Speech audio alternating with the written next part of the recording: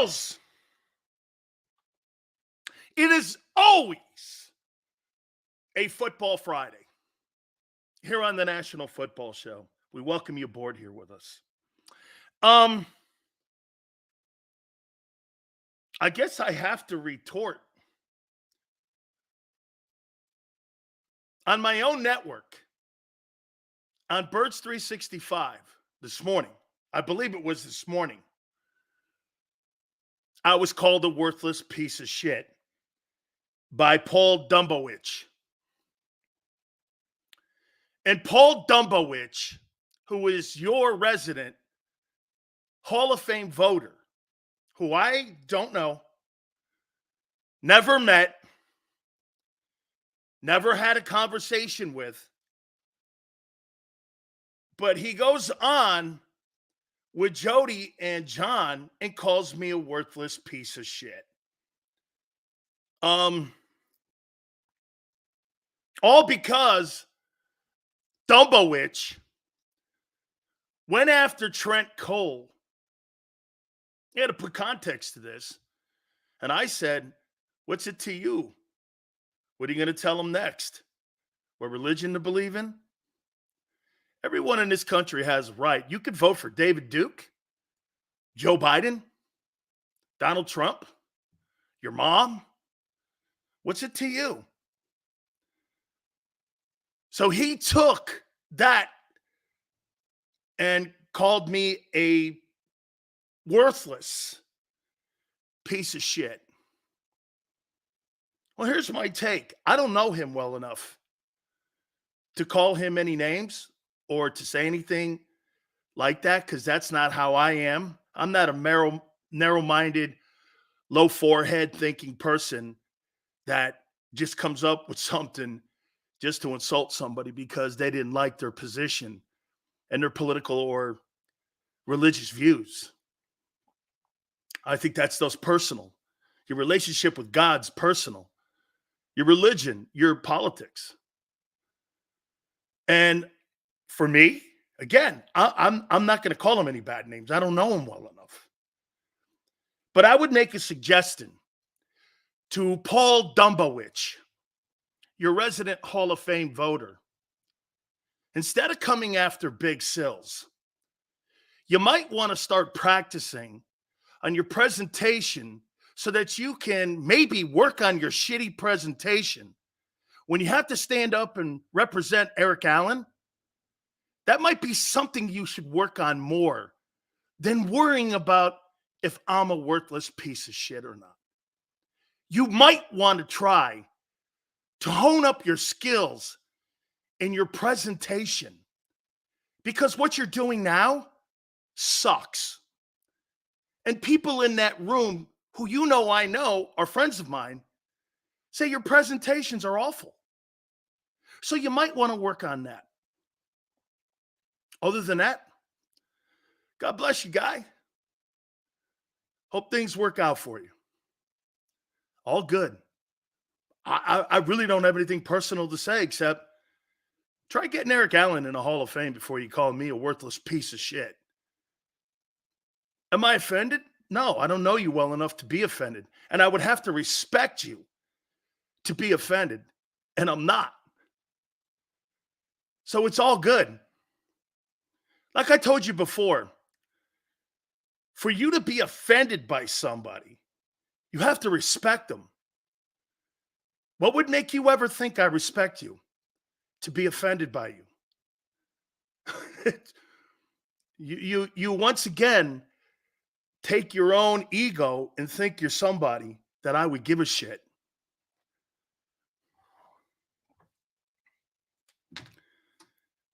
On to completely better things. I was made aware of it. My first notion, I laughed. I laughed. And I said, Paul Dumbowich made that comment with Jody and John? Funny. Oh, and thank you. Once again, the National Football Show shows you how relevant we will always be. And thank you guys. Funny, man. Absolutely funny. Okay? Hey, all good. Hey, no, man. I'm not. I just told Tone, and I'm like this. Look, I don't. I'm not really. I don't know him well enough to really say anything other than the fact that he's a shitty presentation guy when it comes for Eric Allen's induction into the Hall of Fame. He's awful at it. So, I mean, I don't know what else. I mean, other than that, I don't know him. You have no idea. Greg goes, is it Paul Dumbowich? What's his real name? Is it Domberwich? I have no, I mean, I have no, it's Paul Dumbowich. I thought it was. They didn't know that I have no idea. Domowich. Oh, I'm saying Dumbowich. Oh, okay. I'm sorry. Okay. Let's move on. Okay. I appreciate everybody coming aboard here on this Friday. Hollywood. Funny, man. Our friend Tone will join us at 3:30. Philly Godfather, final appearance for football, will be with us at 5:30 Eastern time. And, of course, our great friends will sit in here with us and we'll throw topics off one another as we talk football. We talk birds. We talk Eagles here. You know, it's funny. You know, I heard the guys talking before my show started, and I'm thinking to myself, boy, all these new hires that the Eagles have hired just shows you they have no confidence that Nick is going to be able to be the guy to turn them around. So they're hiring outsiders to come in and fix Hurts. If that's not an indictment on the current status of your head coach, there can't be a greater one. Coaches are brought in to fix mistakes and try to elevate. You have had a guy in the building for 3 years, and they know who he is. And get this, they now have come to the conclusion he can't fix Jalen, will bring in Kellen more. If that's not an indictment, okay? If that's not an indictment, hey, Spin Bad, thank you, my friend. If that's not an indictment, how would you like to do this? So you're at your job, and your boss hires 2 new people to do your job for you, and you're still there. How long do you think you feel you have like a lifeline when it comes to your gig? Not for long. Like the NFL, not for long. You can't think if you're Nick, you're in that building that long. They brought a dude in to fix Hurts because you couldn't do it. Right? I mean, they brought a new guy in to fix him. I want to start it off with that. All right, I'm going to make a statement here. And I think we've been looking at the wrong guy here. And how many people here, first and foremost, think you guys need a new head coach? Does anybody here, some of you I think want to give him a chance? How many people in here think Nick should be given a chance? By the way, no wrong answer here. It's February 16th. There's no wrong answer. How many people think he should be given a chance, or how many people believe, again, he shouldn't be here? Okay? Danny Sirianni took coaches to Geno's for cheesesteaks. PR move. Got to win the fans back because the fans hate him. Hey, Nick, you're done. Dude, the popcorn guy is the greatest fan in Philly history next to the guy throwing batteries at Santa. That guy, hey, Nick, you're done. Then he threw popcorn on him. I love him. And he did that at Raymond James. Sirianni soap. Okay, listen here.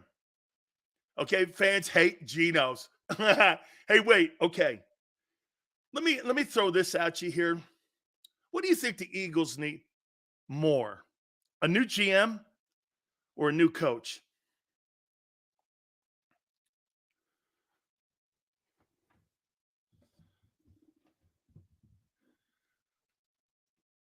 Do you think they need a new GM or do they need a new coach? I think the Eagles need a new general manager. I think general manager Howie Roseman is not qualified to build a football team. I think Howie Roseman, the CPA, is completely qualified to run the books. But I wouldn't have my accountant build a football team. Howie Roseman is a glorified accountant, perpetrating himself as a football person. I think you need a new GM. Howie Roseman's not a football guy. He never has been. He's a bookworm. He's a librarian. Whether Nick Sirianni's a good coach or not, doesn't matter. It didn't matter if Doug was a good coach. It had no bearing. Howie Roseman, the reason he makes these fires and the reason he makes those decisions like Deshaun Desai firing and then putting Patricia in is because he's not a football guy. You got a non-football people and you got a non-football person making decisions on your football team. He's not a very good football guy. No one would ever confuse that guy for being a football person. Howie is great, exactly what Charlie said. He's great at contracts. He's fabulous at restructuring deals. Remember, he came into the organization. If you go back in 2000 and you look at his resume, which I did, he came in on the cap side. He didn't come in on the football side.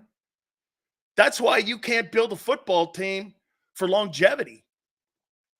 And you're constantly rebuilding because he's not a very good, he's not a consistent. How about this? Howie strikes gold, right? He finds one oil well out of 1,000 he digs for. He finds one. Okay? But in the process, he misses all the time. And you build no continuity. Like, you're not Brad Holmes in Detroit. You're not John Lynch in San Francisco. You're not Ozzie Newsome or Brett Veach. Shit, to some extent, you're not even Andrew Barry. And some of these guys have Philly connections. Howie Roseman's the problem. It's not Nick Sirianni. Yeah, he's like he's the Jerry Jones of oil drilling. And if you don't know the history, Jerry Jones put all of his money in drilling for oil. And you know what happened? One dry duster after another. One dry duster after another. What made him smart was he took all the equipment that he used and turned it into like a place where oil people who knew what they were doing would buy the parts back off him. That's where he made his money. His dad made his money on insurance. Jerry Jones did not make his money on being a great prospector when it came for drilling for oil. He was terrible at it. Just like he's terrible at picking coaches. He manipulated his business so he could save his wealth. Okay? Look at Jennings. Lynch ain't won shit. You really think that Howie Roseman is a better general manager than John Lynch? Because Doug Peterson won his 17th Super Bowl? Really? I don't think so. Shit, Kevin Demoff and Les Snead in Los Angeles are 10 times the front office the Eagles have. Because one guy does a job, the other guy doesn't. You understand, you know why the Rams are a better organization than you? Since Sean McVay has been in the building. You know why? Why do you think? Kevin Demoff, okay, does the football side. Les Snead does the money side. There's two dudes in the building doing one job for Stan Kroenke. And that's why they've won 2 NFC championships and a Super Bowl with McVay. Okay? That's why they've won. Okay? Dude, Howie Roseman's a problem. Nick Sirianni's a thing. He's a thing. Howie has a ring. Yeah, okay. Well, explain this one to me. Howie has a ring. How good a job do you think they're doing down in New Orleans right now? He's got a ring too. John Schneider has a ring in Seattle. He's got one. Okay?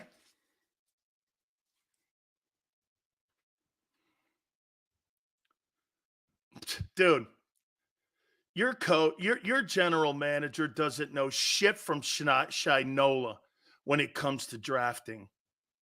All them Georgia guys, except for one, are not doing anything for your football team right now. Why don't you guys look at it for what it is? Yeah, Sirianni's a symptom of a chronic virus.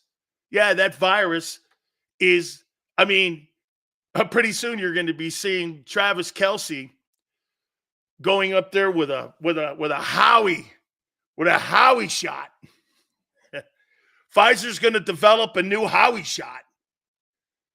A new Howie 19 shot. I think we all have to take it and get immunized. Because some of you think this guy's actually a good general manager. I do not. Okay? Sirianni's just part of this thing. Howie vision, baby. Yeah, right. Hey, go get me a linebacker in the draft. Go get me a safety in the draft. Go get me a corner in the draft. Go get me an edge rusher in the draft. Jesus criminy. He got one wide receiver in 25 years. And who is his best defensive guy he's drafted? Fletcher? Josh? The rest of them guys were Joe Banner and Andy guys back in the day.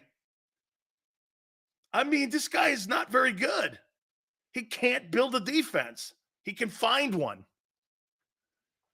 And when he makes mistakes, he spends Jeffrey Lurie's money.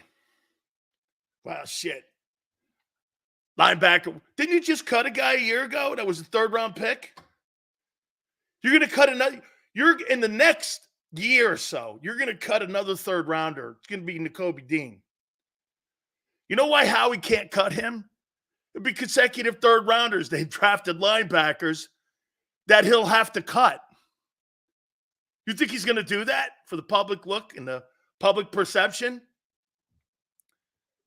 He's going to cut 2 3rd-round linebackers in consecutive releases from that position. Is that right? Okay. Yeah. How come John Lynch drafts Fred Warner in the 3rd and your guy drafts the guy you just cut and Mr. Paper Mache Dean? Let's see how this season goes. No. Let's see how this offseason goes. Dude, you build your championship football team now, not in September. All the shit you do right now is going to determine September. It's too late in September. If you don't have your lineup and what you're going to do, what's coming up? Free agency first, then the combines, then the draft, then you have rookie camp, then you have OTAs, then you got one more OTA, then you have training camp. This thing will be on you. This thing will be on you. Oh, we have a ton of shit to hit on today. A ton. You see, unlike these other shows, and I exclude Tone in this because Tone is doing a really great job on our network. And, pretty much the guys in the morning, too. I think the Birds 365, I think those guys do a great job. And by the way, Jody, I think you kind of got my back today, so it's all good. Jody and I don't know. I have a lot of respect for what he does. Okay. And John, who was on the other day. I respect those guys. Rob, too, all of that. Not saying anything negative about it. But hey, hey, man, we're sitting around here talking about the same shit. It's time to get a new GM. At the end of this year, I'm cleaning house if I'm the owner. Nick Sirianni being fired? Dude, if Nick Sirianni's fired, Howie Roseman doesn't survive the season, too. At the end of the year, I'm blowing his ass out, too. Or I'll give him a new title. Director of Bookkeeping. Like, you get to handle the index cards at the library. When you go into, like, the card catalog and you're looking for a book, okay? How to play pinochle or pickleball, pulls the card out and hands it to you. Aisle 4, pickleball. There's about 5 books. You could pick one out of there. I wouldn't trust that. Hey, I would trust him more putting books on a bookshelf before I would put him in charge of putting linebackers, safeties, and corners on a draft board. I mean, so should you. Hear this. This isn't an opinion. When I hear people go on Sports Take or Birds 365, and people actually come out who don't follow your team and say that guy's a good drafter of college talent, they don't watch the team. Shit, remember last year? How many times did Tony Romo during the regular season say Brian Johnson's going to be a candidate to be a head coach somewhere? And you and I were like, what? Not watching the team. You're commenting on the success of the team. Come on, man. Lori's GMs, Banner and Howie, same mold, head of analytics, $4.5 billion team value. Iron Man, they did their job. Hey, and by the way, what I'm saying to you about Howie Roseman, it's not personal.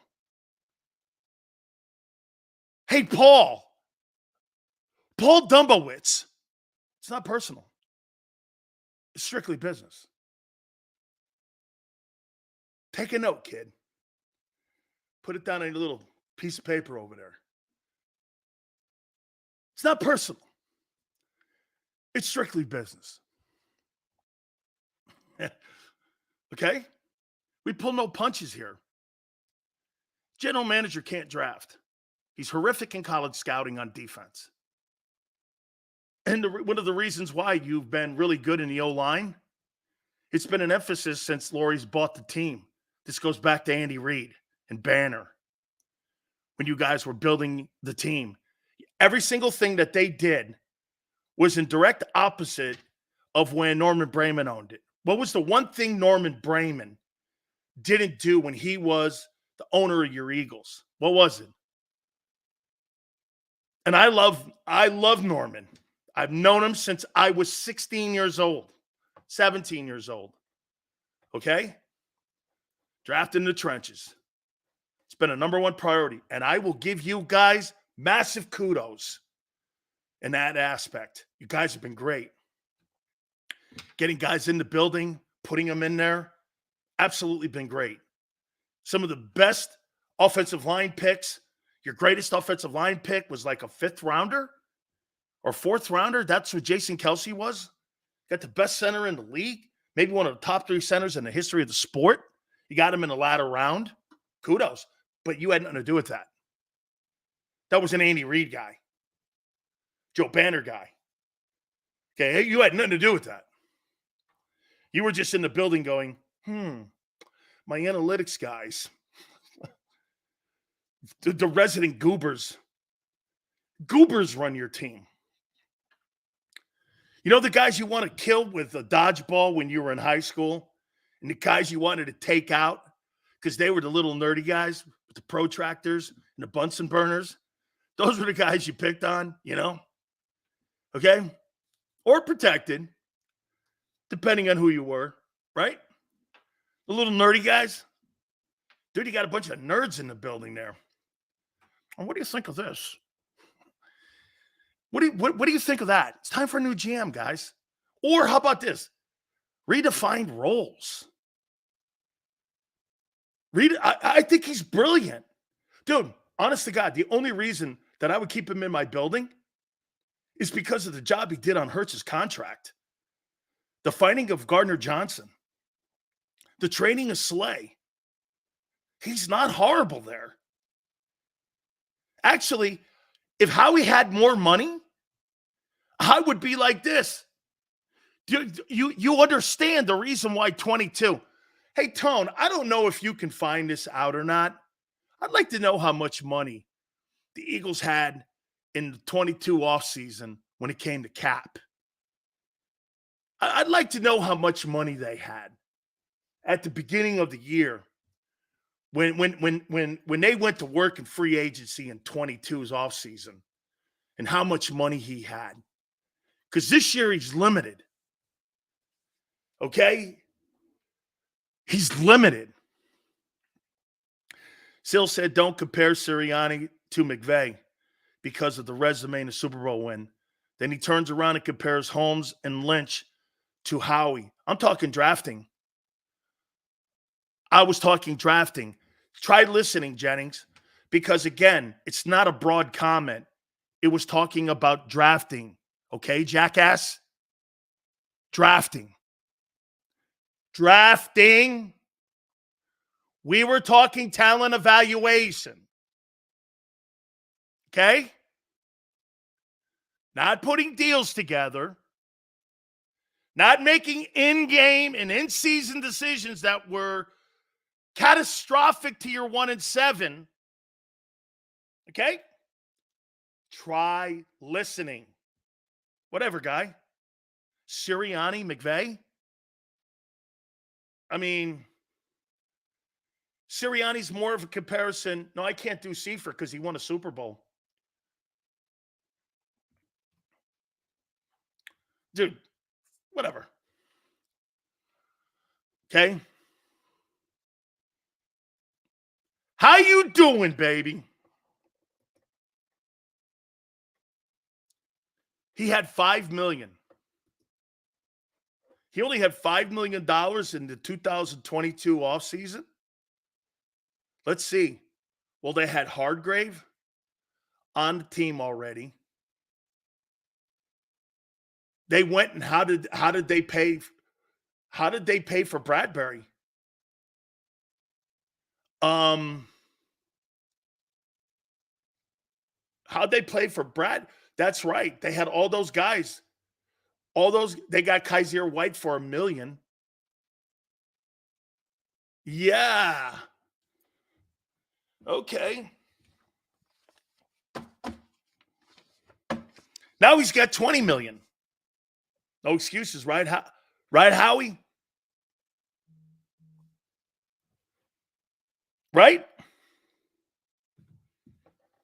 How did they get Bradbury in the building? Scratch that, $17 million. So roughly the same amount. Right around the same amount. $17 million. Okay. Now he's got 20. And a $50 million quarterback. How you doing? Hey, LJ, welcome back, buddy. Appreciate you coming back. Thank you so much, LJ. Missed you, man. Not really, but hey, it's all good, kid. Jimmy G suspended 2 games for performance enhancing drugs. Raiders like this. Wow. Great. Thank you. All right.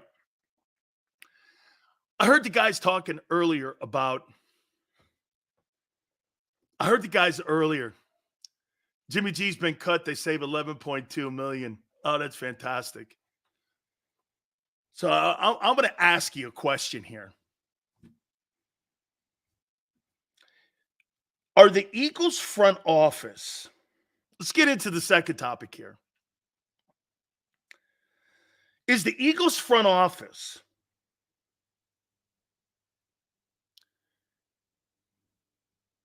coaching Jalen Hurts and moving Jalen Hurts in the wrong direction?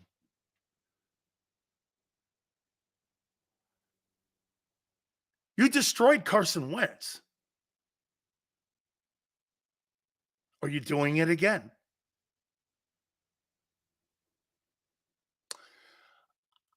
I'm sorry. I'm going to make this comment here about Kellen Moore. I really don't know what it's going to look like, but I'm not optimistic. You know why? It's not that I don't think Kellen's a good coach. I think they're coaching him wrong. Why are you under the impression they hired the right guy? Now, again, you're right. Sills, how do you know that? I don't. But you're hiring a guy who doesn't fill the same skill set as the quarterback. And some would go like this. Well, we want to improve on his weak. I don't know. I want to improve on what he does great and systematically improve the passing game. You want to improve the passing game this much. I want to improve. I heard Tone talking about those stats earlier on the RPOs and about all the passing and how it is so more, even more to the point. That's the direction they're going. When I heard all those numbers, and again, that stuff can be boring to listen to, but there's a point to it because that's what builds trends in the league. You understand the National Football League is all about numbers and how you prepare your game plan on what a team does, what a team doesn't, what they're trying to do, what they're trying to do with their quarterback. You break down. We used to get our game plan, and right next to every play would be the percentage of what they run that play in. They like to run this play out of a brown set, which is a strong side set on the right hash, 29% of the times. And you see that, okay, 30% of the plays that they'll run out of 65 is going to be this play here. So you're cognizant of what they're trying to do, and you look for the formation to give you an understanding of what technique and what the defensive coordinator is going to put you in. So that's kind of where you are. That's how you build trends. When I listened to some of those numbers that Tone was talking about on Hurts's RPO usage and the amount of lack of running, especially when I heard that Swift had his last 100-yard game in like week 2 or 3, I was like this. You're telling me they completely got away from the RPO game, and they want that kid to be a drop back passer? He will never win a Super Bowl, and you will not have a successful season this coming season if you're going to coach this kid this way. Why are you Please answer me. Why are you coaching something that is not resembling what you paid for? What's the reasoning? What if you didn't like him, you should have drafted a quarterback instead of paid him. You're turning this kid into something he's not. The further you move away, I'm going to tell you, I hear people saying this all the time. 2023 is going to define him. 2023 is going to define the organization's handling of him, more so than Hurts. If they handle this kid poorly again, like they did last year, it's an indictment on the organization, Howie Roseman, not Nick Sirianni, but how they handled him. You guys are looking at the low-hanging fruit of Nick. This is not a Nick thing. This is the organization's quest to make this guy something he's not. You know what? You've got to go back, and I do this because Tone's on with it. Go back and listen to those numbers. Or better yet, We'll talk about them at 3:30. And we'll talk about some of those numbers. Those numbers are going to be indicative of this year. But they're going to try to cut down the turnovers. We talked about it yesterday. They threw the ball more and spread the ball less. And they didn't want him throwing over the middle. Do you understand what they did to that kid last year? The reason that guy was second in turnovers last year is because of the fundamental angle and the direction of the organization. And they hammered it into his head, get down. You know, when Boomer Esiason said this to me, hey, you got to learn how to play with the contract. The Eagles have to learn how to deal with a $50 million player. Don't make him less accessible to the media. Allow him to be Jalen Hurts. He's a good kid. You want that face in front of people, not behind people. Dude, that organization, they think they have a shiny toy here, or they have a Ferrari. Okay?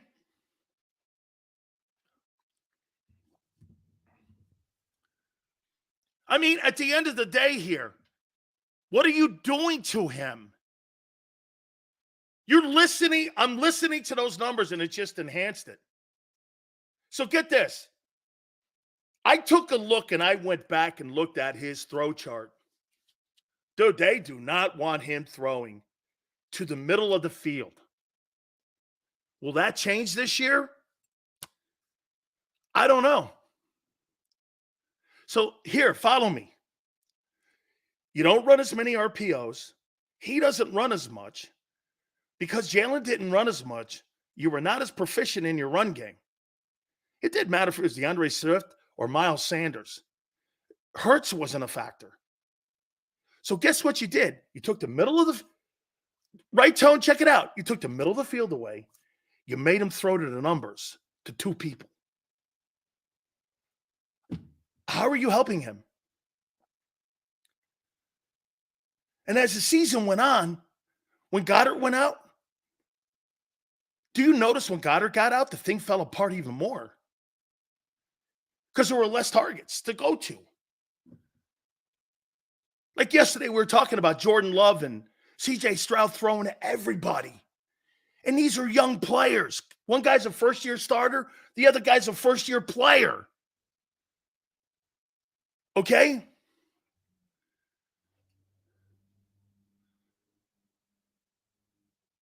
Doesn't make sense.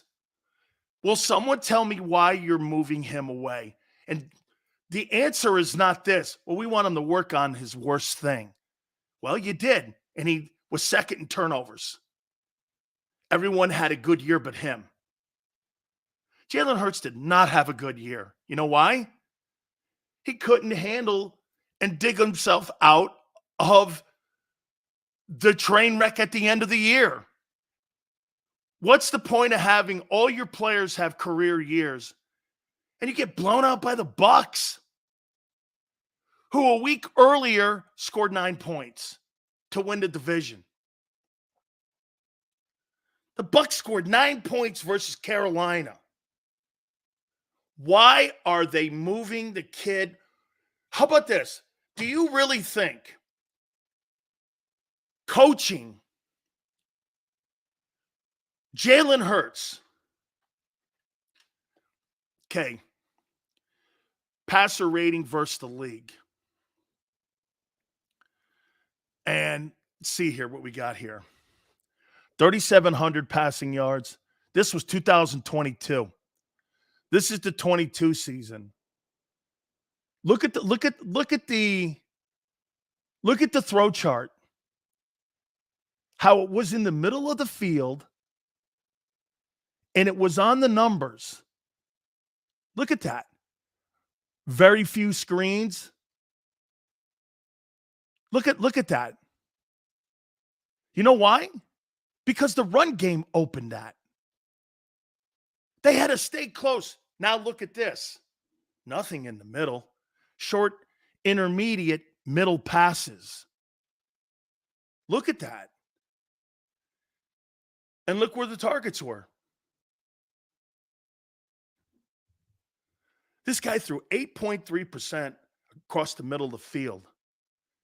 and he was all on the numbers. Look at where they isolated him. Guys, if Tone is picking that up and showing you this, NFL teams are putting this on in their team meetings. They're not coming across the middle. Okay? They're just not. And look where they're going. They're throwing to the numbers. That's all I kept telling you all year long. They're throwing to the numbers. They're throwing to the numbers. It wasn't hard. Look at how the entire middle of the field. Tone, go back to 22. Look what the RPOs did when he was running the ball in 22. He was keeping the linebackers home, freezing Fred Warner and Greenlaw. Look at how wide open the field was for him. Go to 23 again, Tone, and show him how limited. They are the reason that Jalen Hurts was second in the NFL in turnovers because of where they wanted him to throw the ball. This is a poor coaching philosophy and what they did to him. They stunted his growth last year by limiting him. And then when you put to the context, you only have two players and your running game is not as effective as it was a year ago. Jalen Hurts had the hardest job of any quarterback in the league because he was limited in where he was going with the ball and who he was throwing to. And I ask you, why are they getting further away with Kellen Moore now? Why?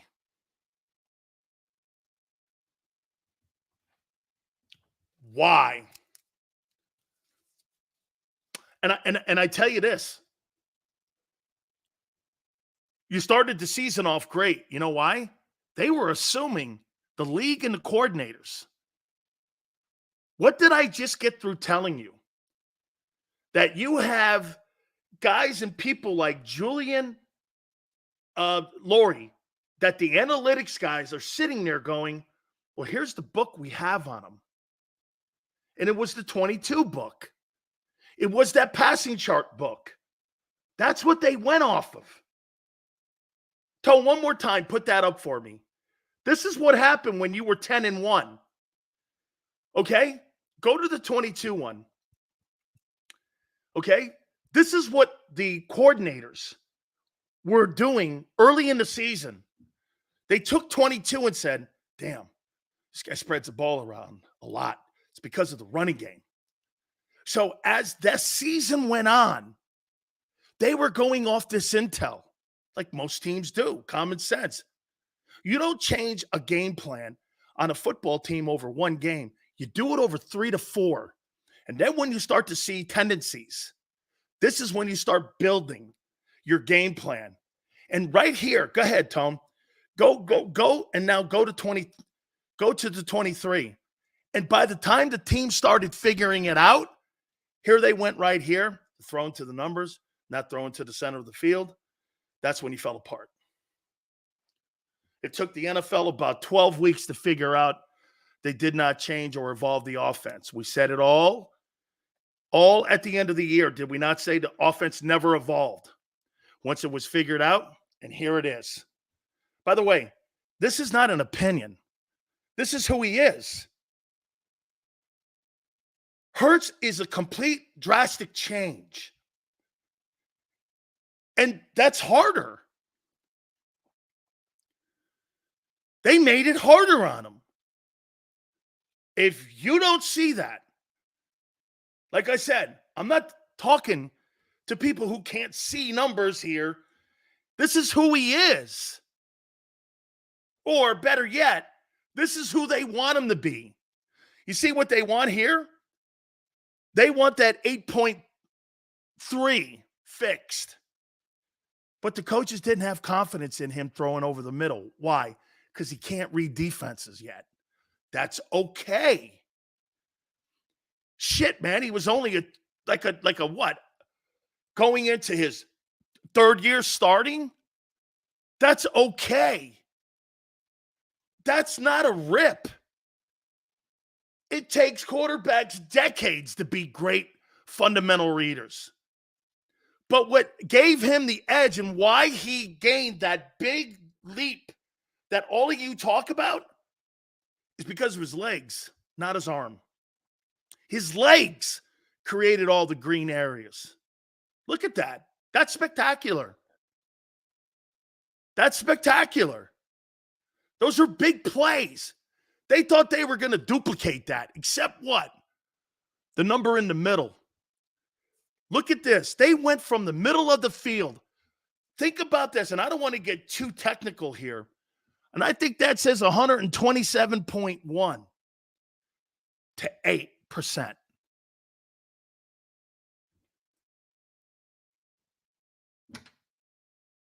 They took the middle of the field away from them. 8.3%.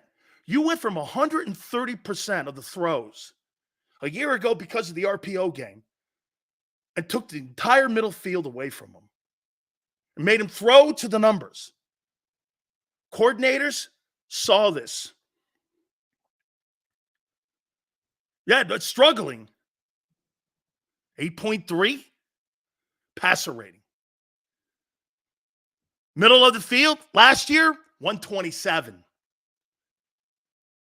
He was throwing to the middle of the field with great accuracy. And not only are they awful, Tone, but what they are is they're predictable. You know where he's going and to who. It was no secret. You took the element of surprise away two ways. Ready? The RPO was taken out, and you weren't spreading the ball around. Those numbers in 23, I can't believe he had to, hey, get this. I'll take it back. He had a great year. He had a great year. With as limited as he was and where he went with the ball, shit, man, I'm surprised he completed any passes at the end of the season. That's why they totally struggled, man. What a shitty way of looking at it. Man, that just tells, right there is the time to tell, that tells the story. That's right. Tones like this, I don't know how he made the Pro Bowl with these coaches. Look at that. His passer ratings are all on the numbers. Look at how, and by the way, in the 22, take a look at how spread out it was. Across, look how spread out the back end was. Look how spread out that is. That's fantastic.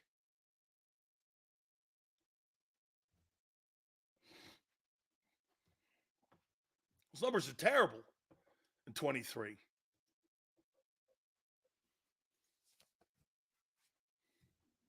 Rocksteady goes, I'd like to completely forget about the 23 season. Now, you know what? There's also a part of me. I appreciate it, Tone. Thank you, brother.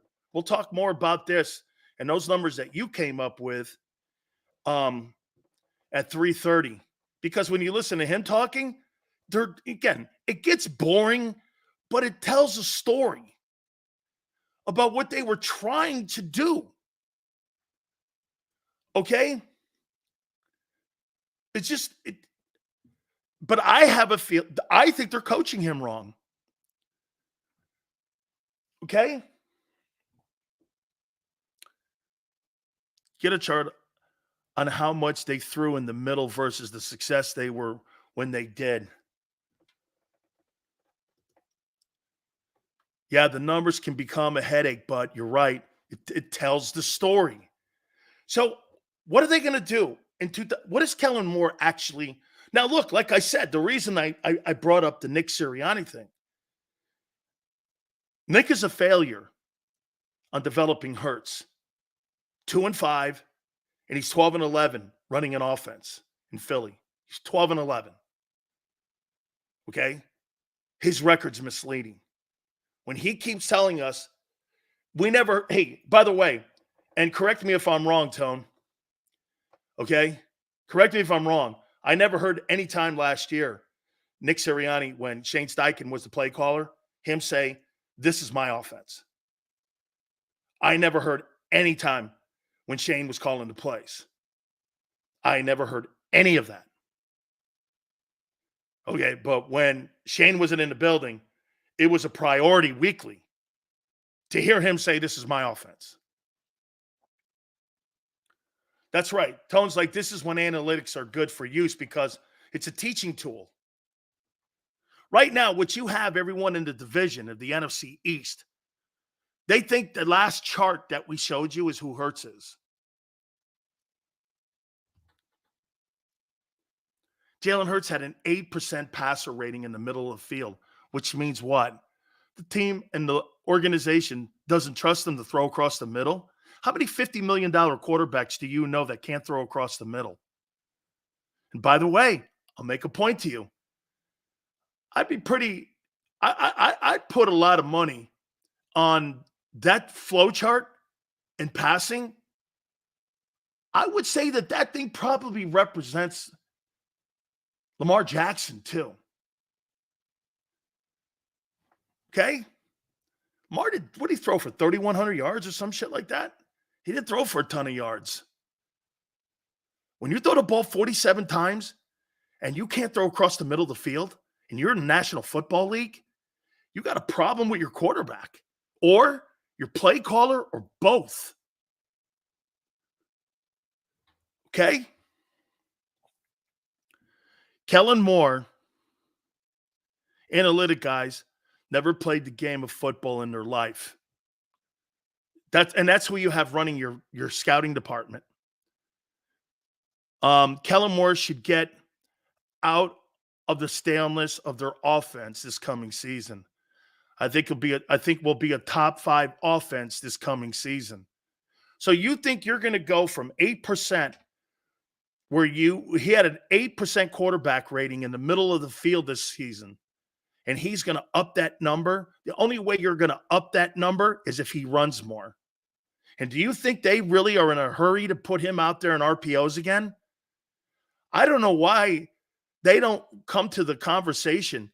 I'd rather have 9 spectacular years of Jalen Hurts than 15 of 23. He's never going to get to 22 again.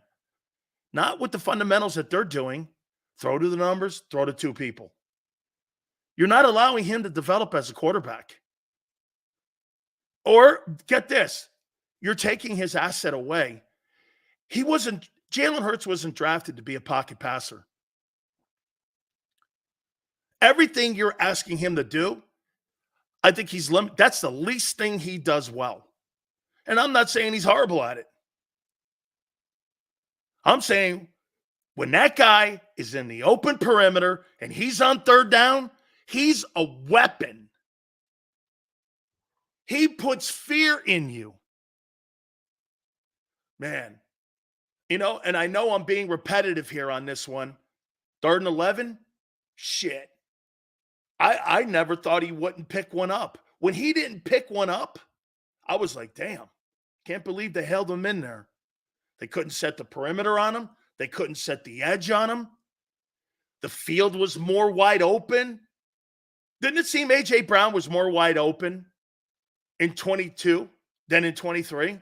Especially towards the back. Hey, why do you think A.J. Brown's numbers went the other way after week 10? Why do you think his numbers went the other way? John says, Sills, they don't pay quarterbacks to run like that anymore. Yes, they do. There's a guy in Baltimore that's making $52 million a year. There's a guy in Buffalo that makes $48 million a year. Yes, they do. And in my opinion, the prototype quarterback is Patrick Mahomes that can do both. Okay? Now, I'm not saying you're going to find Patrick Mahomes. I'm talking the skill set. And some of you will go like this, oh, that's easier said than done, finding a Patrick Mahomes. No, that's not what I said. It's the skill set. Like in that Super Bowl, what was the most impressive thing about what Mahomes did? He was shut down completely in the first half. How many points, Tone? 3? Or was it in the second? I forget. But they shut that team down. Niners had a 10-point lead at half.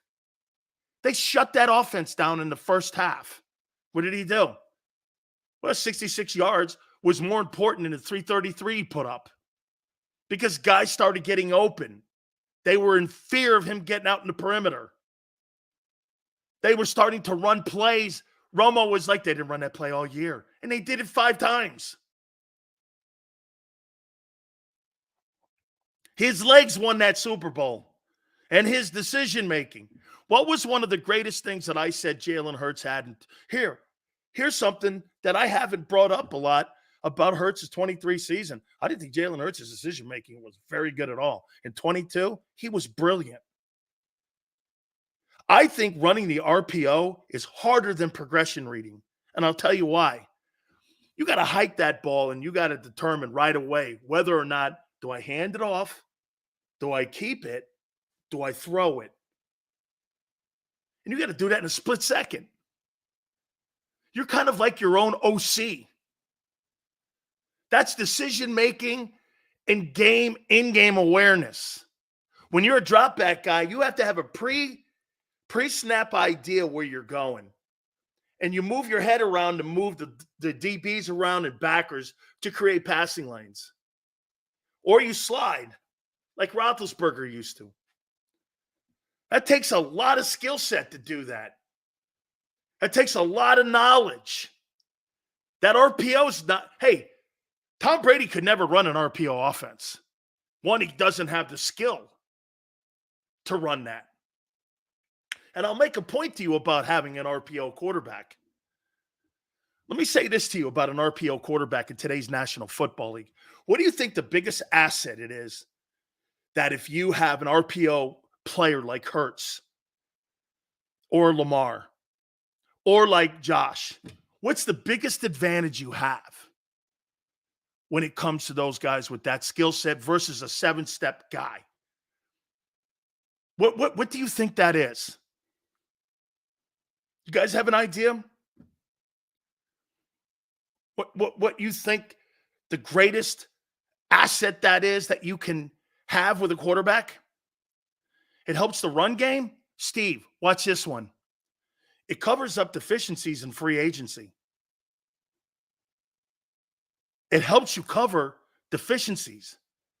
If you're a 7-step guy and you lose a couple old linemen, not a chance in hell you're going to be successful.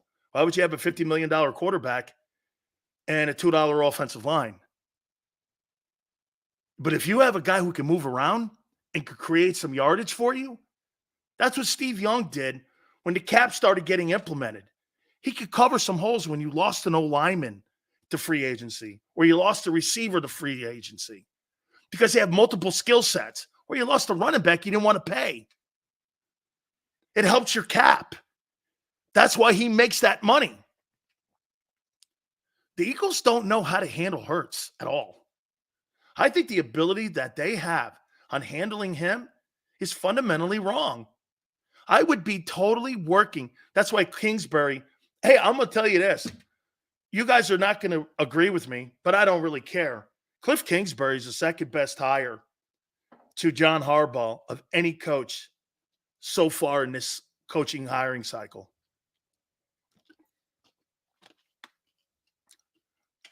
You could say whatever you want. This guy, he's the second best hire. Washington's got a ton of money. Got Kingsbury now that's going to develop. When he got to Texas Tech, that thing was a train wreck. You know, if you look at the numbers, you're going to go, he didn't have a winning record there. Texas Tech, they were one of the top 3 passing offenses by the time he left there in the country. He recruited Patrick Mahomes. So let me get this right. Cliff Kingsbury won 11 games in the division with Kyle Shanahan and Sean McVay in it, and he's at Arizona with the Bidwells. You could say whatever you want about him. You may not like him, but he was in the division with Sean McVay and Kyle Shanahan, and he won 11 ball games in it. Oh, shit. And Pete Carroll. So you had Pete Carroll, Sean McVay, Kyle Shanahan, and that guy won 11 games in Arizona? Oh, okay. 667. Yeah, all right. I'd prefer Eric Bieniemy. No, thank you. No, thank you. I'll take Cliff Kingsbury. No, thank you. Okay. Sills, you would have hired Kingsbury if he had meant losing Stoutland? Probably not. The most important coach in your building is your O-line coach. Probably not. It's a great take. Probably not. But I don't know if Kingsbury didn't want. I think he wanted to, maybe that was the thing. That could have been one of the reasons he couldn't bring his own O-line coach in. Could have very well been. Okay. Yeah, Tone, that kind of makes sense what the guy just brought up. Maybe he wanted to bring his own O-line coach in. And the Eagles were like, absolutely not. I think the Eagles were right in that. That's a really great question. Iko, all right? Let's see here. That's a great question, right, Rocksteady? He wanted more money and power. You're going off of what you heard, right? I'm awake or you, what you heard in Las Vegas. Okay? Probably. Fantastic question. Why didn't he get that? I mean, was it Stoutland? Was that the reason? See, there's no question. They're drafting an RPO coach in Washington. Okay? They're drafting one. Is that Jaden Daniels? Is that Michael Penix? I'm not drafting Michael Penix. Michael Penix has been injured. And he's got a history of injuries. Like he was at Indiana, he was always hurt. Here, I ranked. And by the way, once again, I'm not really high on these quarterbacks that are coming out. I think they have a really great chance, Washington, on doing something. Would Cousins go back? I don't think that that's something Kingsbury wants. I got Jaden Daniels number 1. I guess I got Caleb Williams 2. I got Drake May 3. Michael Penix, the elderly Bo Nix, and J.J. McCarthy, who I think is a 3rd rounder. Guy's not a 1st-round draft choice. All these quarterbacks, hey, one of these guys may be C.J. Stroud and shock the hell out of us. But I'm not high on any one of them guys except for maybe Daniels because he's got a skill set like that. All the coaching moves they made were so off trend for them.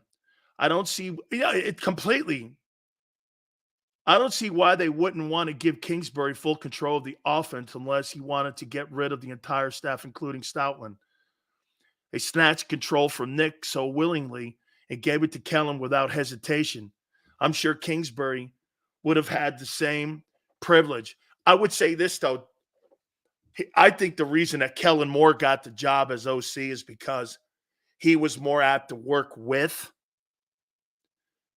Howie in the selecting of the assistants, and Kingsbury wanted his own control of his own assistants, which he should. Why should I have you hire a coaching staff that I'm not comfortable with? Who would do that but a control freak? Hey, I'm hiring you to be my coordinator. You notice it looks to me that Fangio has more control over the defense because Clint Hurt and him know one another. I'll tell you this, I'd love to have Steve Wilkes as my DB coach if I'm the Eagles. I'd love to have that guy as my DB coach. Put Steve Wilkes back there. You have Vic Fangio, Steve Wilkes. Steve Wilkes is your defensive back coach. You're not going to go wrong there. Clint hurt. So let me get this right. You'd have 3 coordinators on your defensive coaching staff? Is that a bad thing? 3 coordinators that have had success in this league. You'd have a problem with that? I surely would not. I mean,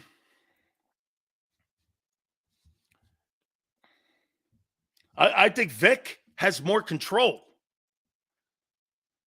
I think Kellen said, I'll work with you. You know what?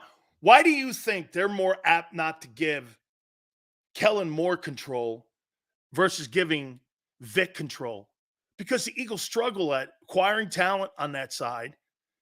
And on the offensive side, you got a $50 million investment that you have got to get right. You can't fail twice. You could debate what you thought of Wentz's time.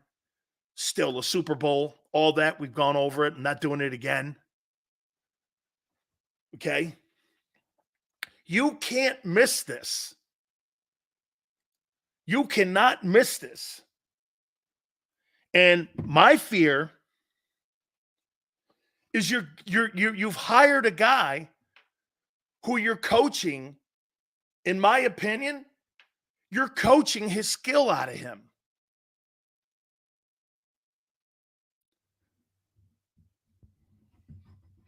So there's less running, less RPOs, more predictability. You really think Kellen Moore's going to teach him under center? So wait a minute. And you're going to put him under center. So you're going to put him under center. And by the way, think about the whole complex offense. You know what, Tone? All you guys are right at the end of the day. The schematics of the offense and the play calling, they never gave Brian Johnson a chance. So you put him in shotgun. You take the element away of already the run. Once they figured out he's not RPOing it, you knew it's it's pass rush. Wentz was Josh Allen before Josh Allen. Okay? Think about it. So when you put a guy in shotgun, pin your ears. It ain't a run play. Unless the quarterback takes off, which he didn't. Then you find out he's going to the numbers and not the middle of the field. Then when Goddard's out, it's a train wreck. And when you don't have a running back that could sustain a running game, dude, I can't believe Jalen Hurts made the Pro Bowl. I really can't. Now that we're sitting here dissecting this, and we're actually looking at the disease that was in the offense, this fundamental thought process was self-inflicted. Hurts had no chance. But wait a minute here. They fooled him for 11 weeks. Jalen's got to learn a traditional system at some point. No, he doesn't. I mean, that's like telling Steph Curry, stop shooting the 3. You think Steph Curry's going to all of a sudden become a better defender and spend time working on his defense? How much time do you think he spends working on his defense versus working on his 3-point shot? Why are you working on the wrong thing? I'm not saying you don't address it, but Steph Curry ain't sitting around working on defense at Warrior Camp. There's no quarterback in the NFL that resembles the next quarterback. Everybody's got a different skill. Get this. Everybody goes, this guy's a system quarterback. Aren't all 32 guys different? Aren't they? Once again, I'm awake or you. 2 different sports. I'm talking about the mentality on working on your skill, on what you do best. George Foreman was a knockout artist. George Foreman didn't give a shit about sitting there and just jabbing you to death, which he can. This guy didn't worry about winning rounds. What did George say on our program here? I worried about winning the fight. Think George Foreman's working on stupid shit? He's working on what he does the best. Ali working on his feet. All that. So you're insinuating Hurts is a better runner than thrower. I'm insinuating 22 versus 23. How does that not, Des? What do you think, Des? 22 or 23? What season do you want? What do you think? What was a better season, Des? Tyson wasn't working on damn jabs. He was perfecting the hook and the uppercut. Totally. Body punching and the uppercut. An overhand right. 22 for sure. Des, when we put up that chart, Hurts was great across the board in the back end of the passing game. Last year, he was on the numbers. In the middle of the field, he had an 8 quarterback rating. They stopped throwing it. And like I said, when Goddard got hurt, the entire middle of the field became a non-existent part of the passing game and the game plan. You think Wentz 17 season was the best by any Eagle?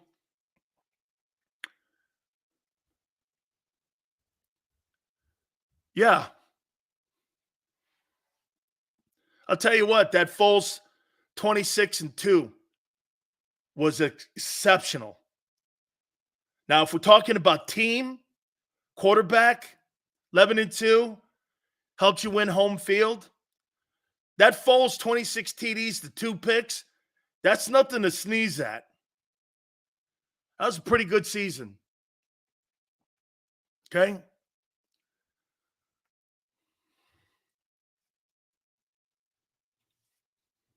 That was pretty good. That was a pretty good season by Foles when he did that. Was that with Andy Reid that he did that? Mike Silsky said something on Sports Take that was very interesting. He basically said McNabb could run, but was hell-bent on beating you from the pocket, so he deleted it from his own game. And that's why he never won. Jalen, on the other hand, embraces his uniqueness and dual threat ability. Sure, Hurts wants to win from the pocket, and he can when given the ability to run like we saw Mahomes in the Super Bowl. But he also knows he's best when he is mobile. Why are you getting away from that? Why can't anyone answer? Boy, I'll tell you, it's the money. It's the money. Giving Jalen Hurts the $50 million is not a bad thing. The Eagles giving Jalen Hurts the $50 million is a bad thing because they don't know how to handle him. Shit, they don't know how to handle him just by the PR department. Less accessible? Is that by him or by them? I don't think it's by Hurts. Dude, they put this guy in a box and in a small sandbox. I mean, Boza was right. The passing chart tells you. It totally tells you. At the end of the day, Boza's saying taking away the B gap, absolutely true. He's right.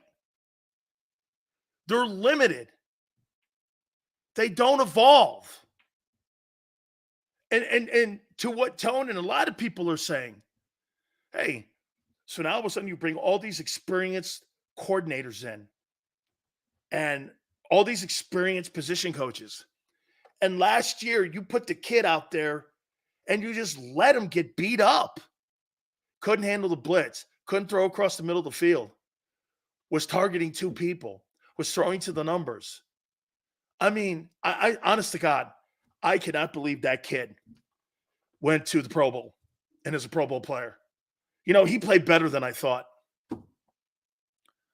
Okay? Remember, Hurts called himself a triple threat last season, pass running and decision making. All true. At 23, he lost 2 of the 3 strengths. Shit. No. No, he didn't. It was taken away from him. It was taken from him. He didn't lose it. It was taken from him. I'm going to take a timeout. We're going to get Tone on here. And some of those numbers that he was talking about go exactly into that passing chart. And so I'm asking a question. Why did you hire Kellen Moore? To me, the hiring of Kellen Moore is taking him into a place where I think he's getting poor coaching. And Kellen Moore, not that he's a bad coach.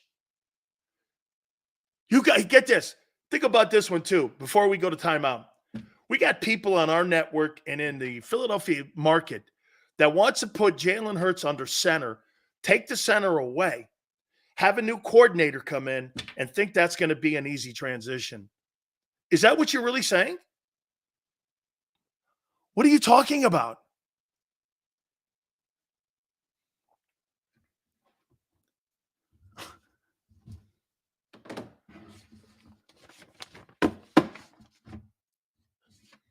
And you got a coach in the building who's been told this year, just by the hires alone, you're not the guy to fix this.